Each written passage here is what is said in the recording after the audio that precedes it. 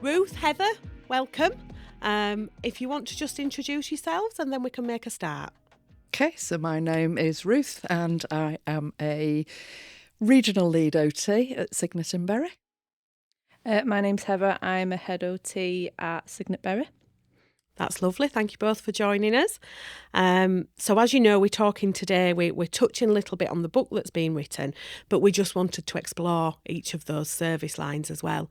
So you two are here to talk to us about our secure deaf service, which I'm aware is a very niche service line, and there isn't many out there across the country. So I suspect a lot of people won't know what life looks like within those services, who we're catering to, and how as OTs we're supporting that and what we might be working towards.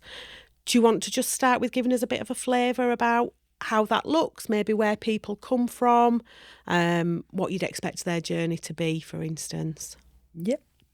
So, with us being a secure service, it means that we do take admissions on the exact same criteria that our secure services for hearing people admit patients into. So across the country, there is deaf services for mental health provision, 3 primary ones from the NHS providers, and they're based in Manchester, Birmingham and London. And then we are one of 2 independent sector providers of secure mental health services and step-down mental health services. And then there is 1 provision for high secure forensic patients for deaf services, and that's based in Nottingham at St Andrews. So that's the national picture of what we present. Heather works with our male deaf service users. I work with our female. We do have quite different presenting patients in terms of diagnoses, but we do face a similar challenge around deaf service users getting a little bit stuck in forensic services because the highly specialised need of what we need to step them down to is even more niche than the secure services themselves, so that becomes difficult. Do you want to talk a little bit about your patient? Yeah, I think in deaf services, it is even more of a niche because if you look at other services and service lines, you've got your forensics, you've got your LD, your ASD, but because of the overarching working with deaf, you find that you have more complex patient demographics. So you'll have some that are quite high functioning, some that are quite low functioning. A mental health diagnosis with an LD and an ASD. So it's very individualised how you might be progressing that patient back out into the community. But that is complex in itself because you've got so many different factors that you have to consider facilitating into the community. And I think that's what makes the OT role quite interesting, actually, because of the complexity. You're working on lots of different things with people to try and get them back out into the community and living an independent life. So I guess people who weren't familiar with those services might wonder if it is any different to a standard secure service, other than the obvious communication differences. Is there anything else that really sets that apart? Does it feel like a very different service? Yeah, it really does. It really does feel quite unique. So what we all clinicians who come into deaf services have to learn is about the life of deaf people and how very different that life is. We use a phrase that's called incidental learning, and really good example of that about how through child development we all learn about the world around us. And incidental learning is the things that you learn through watching television adverts that aren't subtitled. They're the things that you learn from listening in on an older sibling chatting on the phone that you're not meant to hear because you're too young. They're the things that you hear in the playground being talked about that other people maybe have an understanding of. Those are the things that are incidental learning. So they're not taught, they're not parent-child conversations, they're not teacher-pupil conversations. It's learning from your environment and your exposure to the world. We live in a hearing world. That exposure, that learning happens as hearing people. If you're a deaf person, all of that learning is absent. And so what we find is that deaf people arrive in services with massive deprivation of knowledge. And so I know in learning disabilities and autism, maybe we kind of do quite well at saying, let's not assume a baseline knowledge, let's really explore it. That's absolutely crucial in deaf services because there's such a spectrum of cognitive ability and learning baseline that you've got to kind of work around. One of my regular ones that I've done a lot of work with over the years is people's basic numeracy skills. And what you find is that for people maybe with learning disability diagnosed, other cognitive challenges, that there's real proficiency from counting 1 to 6 and unpicking why that's a thing. It's because dice games and dominoes go to 6. And after 6, 7, 8, 9, 10 and beyond then becomes a complete alien concept for people and their experience. So I think, that's one example where we do a lot of budgeting work, but you're going right back to numeracy before you even start the budgeting work. I think sometimes as well, before you can even identify a baseline or even consider starting the OT process, like the assessment process, you have to give somebody that chance to learn the skills so you can get an accurate assessment of the baseline, because otherwise you're automatically setting them up to be at a lower level than maybe what you might compare against the general population. So you have to be very individualised and really focus on people's backgrounds and where they've come from before you can even start to do the piece of work that you do with them.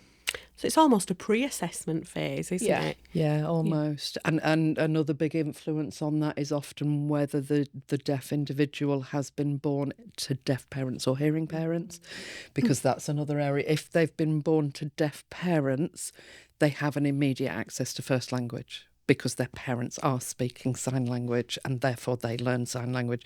So actually what you find, the deprivation of learning is less for those individuals than deaf people who are born to hearing parents, particularly with some of our older generation parents. The deaf experience was quite horrendous in that parents were encouraged not to try and sign. Children at school were told to sit on their hands and not try to sign, because there was an old-fashioned belief that if you forced speech, then lip reading would work. All quite horrible. So a lot of people are kind of unpicking that history of, because boarding school is another key feature about an older generation of the deaf population. So you're unpicking some real old-fashioned, nasty, institutionalised backgrounds before you even start to work on modern-day life skills. So thinking about that, how does it look for communication within that service? What tends to happen? Someone's admitted, obviously they'll have their own way of communicating. How does that work in terms of sharing with the team and making sure that there's that equal access platform to communicating with everyone? I think what's one of the biggest misconceptions about working for deaf service is that everybody comes in, the proficient signers, they only use sign language, and that is definitely not the case in the services that we work in, because we might have people who the first time they come to your service, that's the first deaf environment that they've ever been in. So you almost have to support them to learn different ways of communicating so they can just have the general day-to-day conversation so that they can express their needs. Like with sign as well, it's like with hearing population, we have colloquial language, they have their own. I think a lot of it is really spending time with the patient, with the other members of the MDT, and making sure that everybody's aware of, what signs they use, how they might communicate their needs, because it's quite it's visual in itself from being sign language, but even the way that the patients might express themselves can be quite visual. So I think the assessment period within a deaf service is significantly longer than any other service that you might work in. I think on average, so I've worked in deaf services now for coming up to 18 years, and I've said throughout that time that any service that you expect to deliver to a patient in mental health services, if they're hearing with any equivalent diagnoses within a deaf service, you need to multiply your time frame by between 3 and 4 times. Because of that processing, because you're going back to finding a baseline that's in such a kind of subsection of from where you would normally start to do your OT interventions. different communication styles. So we are supported as a service by British Sign Language interpreters who are part of our team. They're absolutely crucial. We have a speech and language therapist. In terms of assessing communication skills, there is one standardised assessment tool that has been designed for the deaf population. That's called a communication sunburst. And it's an MDT tool for assessing communication skills. But beyond that, going back to kind of OT roles and assessment tools, that's always hugely challenging. For psychology, it's hugely challenging because there are very little mental health service tools that are standardised and validated on a deaf population. So we're always modifying, we're always adapting, we're always amending. And a lot of what we then kind of assess and report on and provide interventions on is very much experience-based kind of evidence rather than evidence-based practice. It's the practice-based evidence side of things. So it's still using those standardised assessments, but having an awareness when you're interpreting those results about what might have impacted that and how you move forward. So a really good example is, say, if we take a MoHost and the communication domain within the MoHost, that talks about volume of speech, rate of speech, those sorts of things. Well, of course, if you're dealing with somebody who's got sign language, you're not assessing speech. But we know through experience that although there isn't a tool that changes that language, we know that we would then refer to signing space, facial expressions, signing speed. So we know what that adaptation is, but we know it by experience rather than by anything that's kind of well researched or written. And it's the same with a lot of the OT assessments, because if you like compare it to an OSA where you've got your like 4-point rating scale, within a deaf environment it's kind of like yes, no, important, not important. So trying to adapt that and make it understandable for the patient. It's almost like you've got this standardised assessment and you've got trying to make it person-centred for the individual, and you end up having to bridge that gap. I think there's always a difficulty, isn't there, with standardising anything, and the fact that as OTs we work holistically with individuals, and it's that balance of pulling those two things together. I don't want to kind of give away all of your secrets that are in the book, but if you can just think a little bit about the chapter that you've written as a service, and obviously Ruth, you've led on that. If you've talked in there about the model for that service, that must have been quite difficult to develop given the small number of services, not just within Cygnet, but nationally, and the population that you're working with. It's a much smaller number for looking at those evidence bases, isn't it? And deciding how that's done. Do you want to talk about how you put the clinical model together and the things that you had to consider? Yeah, I mean, we did try to very much mimic the secure service line as much as possible because we are a secure service. So lots of the things around secure services, around what sections people are on, around the types of OT interventions, they're all very much the same. The sorts of risks that you're assessing, they're the same. So when we were putting the model together, it was trying to stay true to that, but then allowing for that adaptation around deafness. So I guess the primary difference for us as a Cygnet service is this issue of the time frame. I think a lot of those markers around your pre-assessment phase, your assessment phase, your treatment phase, your discharge planning phase, they are similar. Even the tools that we use are similar, but they're adapted and similar. But it's just those expected timeframes are much greater. And then the importance around within our, not necessarily the OT service model, but the deaf service overall, communication is the thing that's regularly put in there about how we ensure access to communication. Because like Heather said before, you can't assume that people are coming with BSL as a language. Some of our higher functioning patients do and are, but many of them don't. And so there's that massive phase on admission about using interpreters, using relay interpreters, connecting with family, because if somebody hasn't been brought up in a BSL-rich environment, they may have family signs. We've currently got a patient at the moment who's been admitted from London, and they're really struggling and doing a lot of watching because obviously it's a Manchester-based service. So like we were saying, there's regional accents, if you like. There's different signs in different regions. So they're having to kind of learn some of those different signs. Yeah, so I would say that's kind of the main difference around putting the model of care together. It's just that ensuring communication needs are very, very individualised, are met as best as they can be, and allowing for those time frames. I mentioned before the issue around we have a lot of our patients who are a little bit stuck in forensic services.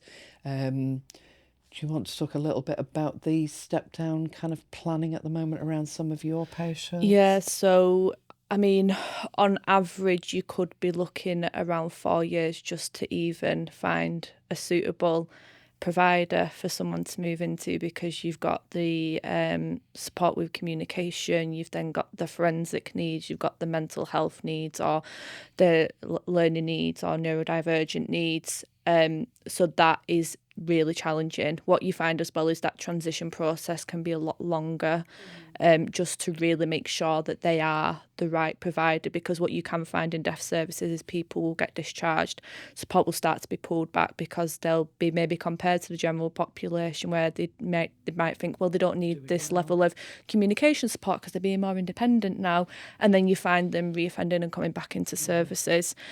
So an average transition for what might be kind of a norm service user, about 18 months.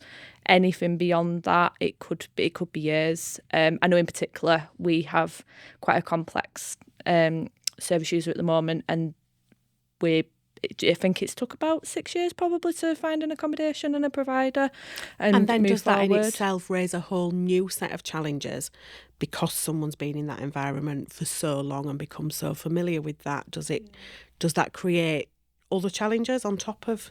I think for the individual, it causes a lot of frustration. They become quite stagnant, but then you're impacting on their progression therapeutically as well. Because we know in secure services, we focus so much on occupational deprivation. You've got someone who's ready to move on, but there's only so far that you can take them within that support, because we have people coming from all over the country as well. You don't want to overly connect them with the local community links, and then they're going to go into a different completely different setting. What would you say the biggest challenge is? I think as an individual practitioners, it is the communication, without a doubt. And I think we've both been in deaf services for quite a while, so it's easy to forget how it feels when you first arrive in that environment.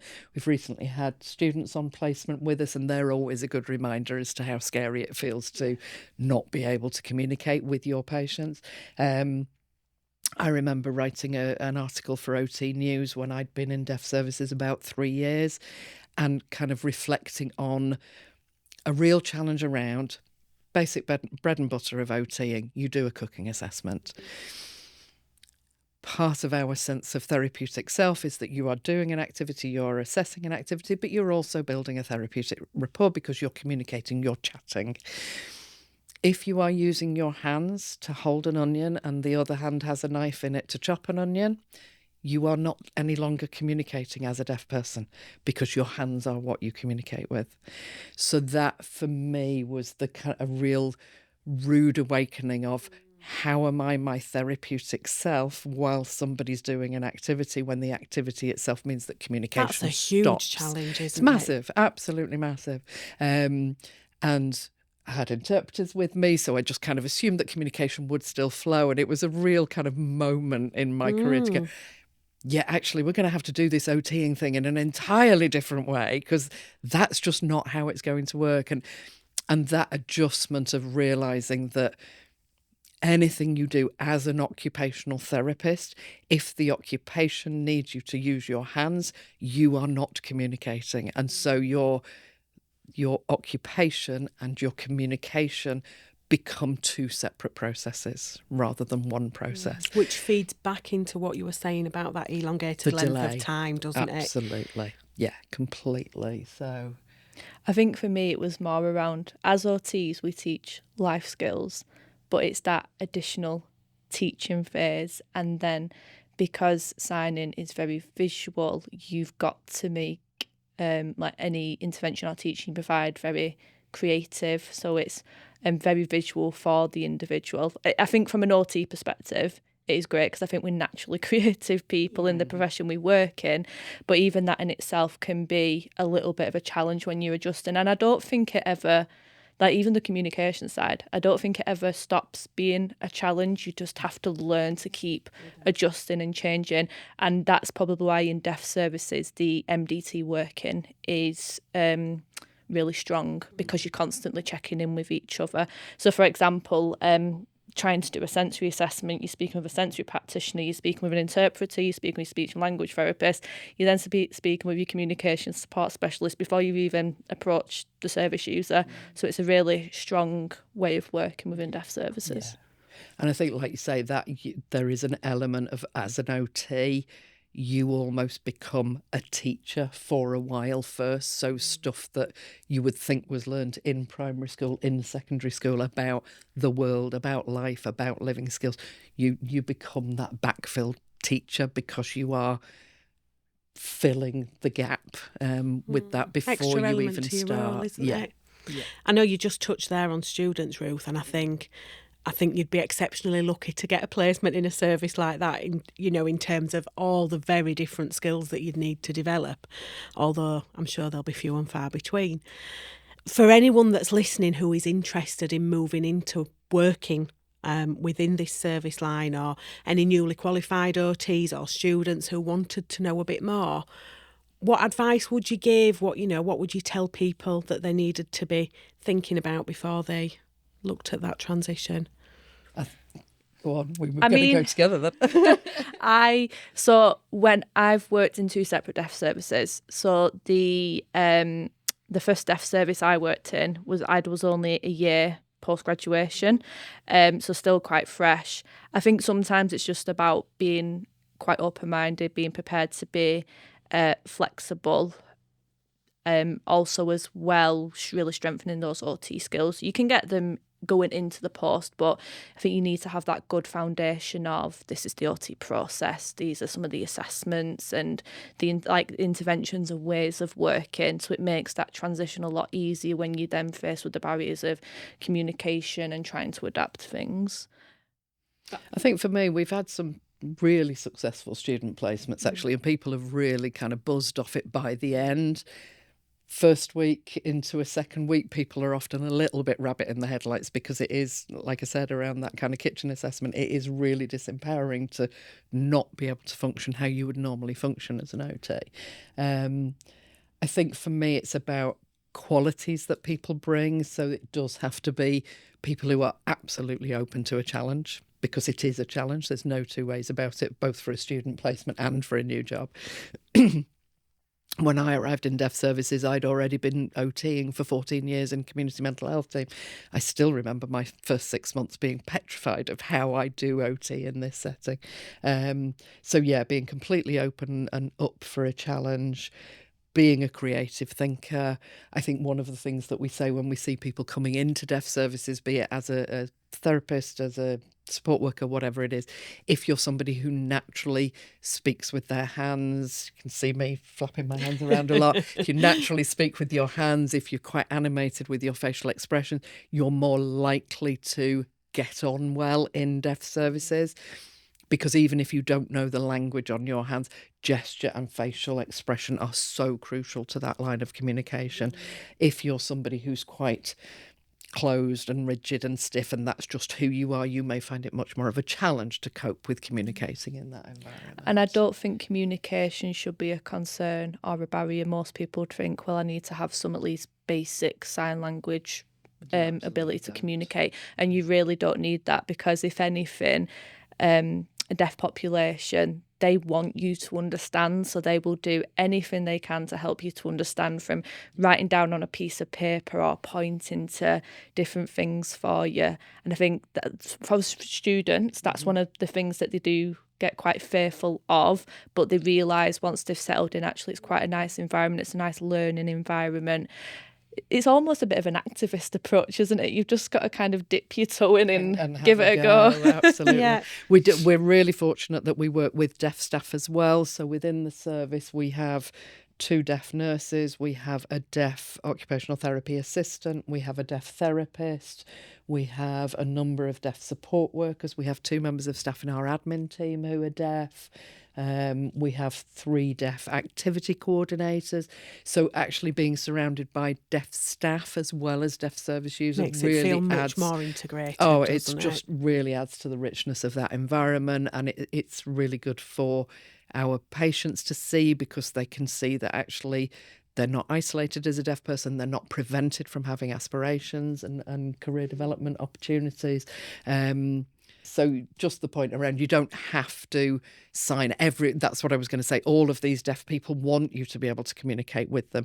So they will be supportive, they will be responsive. And this was where I was saying, if you gesture, if you're facially kind of animated, the deaf person will respond really, really well to that. If you are much more stiff and rigid, that's where the deaf becomes person more gets difficult. Yeah, and deaf people can become a bit anxious about that, because they can't read the person, they can't tell what your intentions are. So it's having that kind of openness to give things a go. The I think worse that's you the are at cream. poker, the better you are in those services, perhaps. Yes, and I am dreadful at poker. Yeah.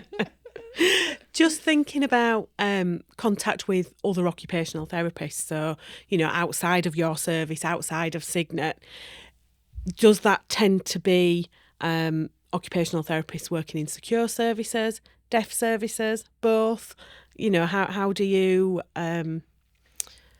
identify and interact, I guess? So within Cygnet, we kind of align ourselves to the secure service line of OTs, and that's where we get our support.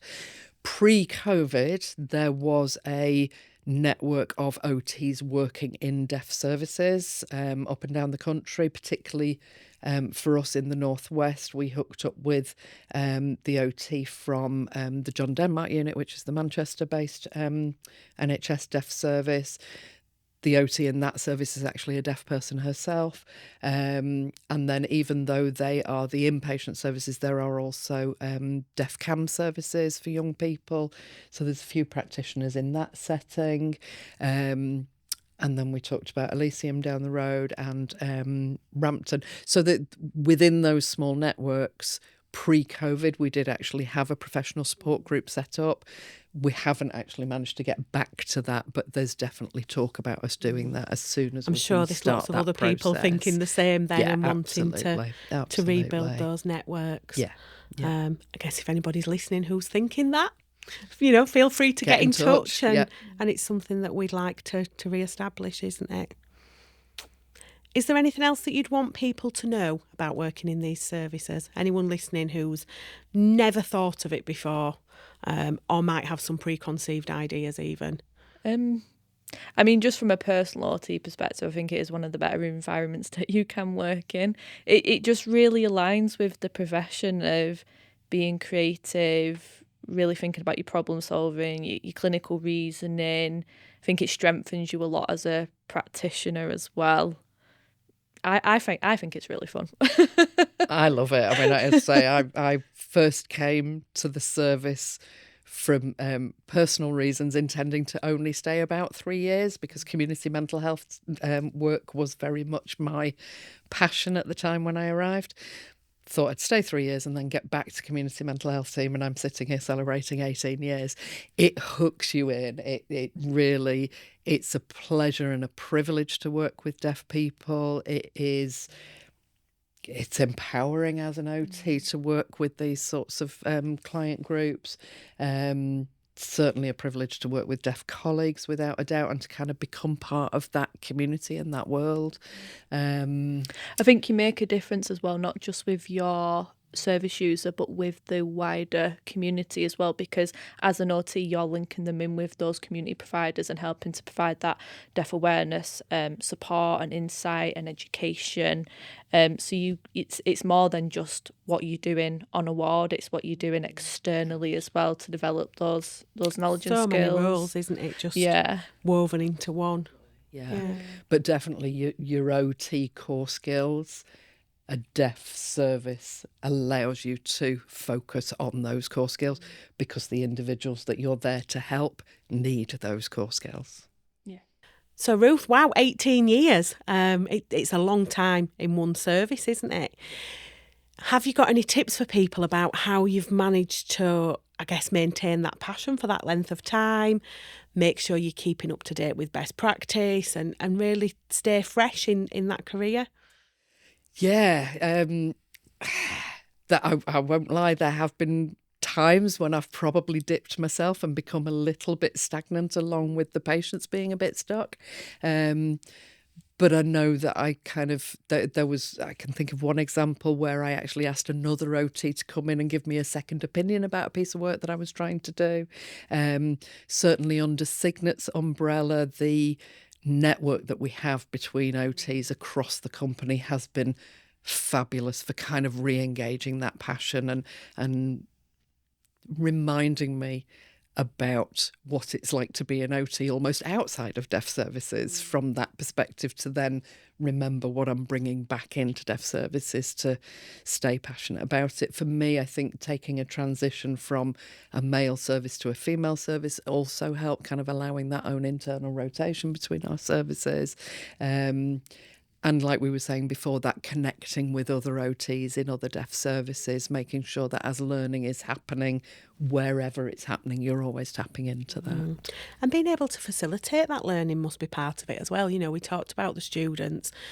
I'm sure there's lots of education pieces to do across different services, about how those services look and how people can benefit from your skills and your knowledge in that very niche area. Yeah, absolutely. And I remember back to a student that I had on placement probably 12 years ago. She's recently been in touch to tell me she's just got her first Band 7 post, and although she didn't even go into mental health, never mind into deaf services, but just that third year placement around communicating, around confidently putting yourself out there. She always stayed in touch to kind of thank me for how much it was having the deaf placement that gave her that final confidence in third year. Isn't it? Absolutely, yeah. And staying fresh, always taking students as often as we can. I think that's that always feels really good. So Heather, from your perspective, obviously slightly different. You've not put the years in that Ruth has as yet. Maybe you intend to. What would you contribute to that? I think it's quite interesting because career-wise background, we've come from very different standpoints. You've been 18 years in, I've been here, there and everywhere. So I've been back in deaf services for 18 months. And I think even in 18 months, sometimes that you can still hit this wall of, what am I doing? What do I do next? And I think it's just going back to seeing the individual as they are. We all evolve all the time. So there is things that are going to change in terms of different ways of engaging that individual in their care, coming up with new ideas. I think as well, even not just sticking with your secure line or other OTs who work in deaf services, it's about really widening up that network and thinking, well, this is being delivered on an acute service and how might we adapt that into a deaf environment. So it's just trying to keep things fresh, but not putting the pressure on yourself to constantly keep coming up with lots and lots of new ideas. So you talked there about coming back into deaf services. So that's working in deaf services, leaving to go into a different service and then coming back. What was the pull for coming back? I think a lot of it was probably similar to you because you did community and came back to deaf. Well, went into deaf. I did deaf, went into community and came back to deaf. I think it was probably out of all of my mental health experience, probably the one that I enjoyed the most. And I feel like I got the most meaningful engagement and close working with individuals. Like Ruth was saying, it is really rewarding when you think that you've got someone who's coming into a service who that's their first deaf community, and then they're leaving and they've got all of these networks, they've got the new skills, they've built social networks and the communication. So it's just nice to see that really holistic process, which I think is always the main thing as an OT. Always. Thank you so much, both of you, for joining us today. It's been absolutely fascinating, and I'm sure other people have really enjoyed listening to what life looks like for OTs in those services that they may never have experienced. So that's been fantastic. Thank you. Thanks.